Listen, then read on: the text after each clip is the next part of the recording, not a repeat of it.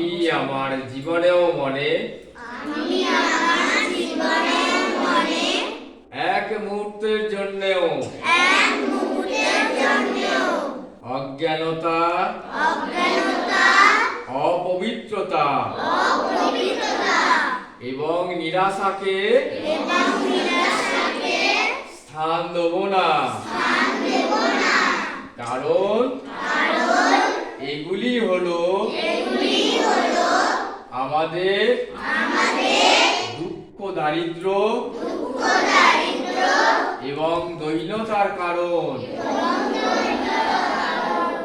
তাই সর্বশক্তিমানের কাছে সকলের মঙ্গল কামনায় আমাদের নিবেদন, সর্বে ভবন্তু সুখিনঃ, সর্বে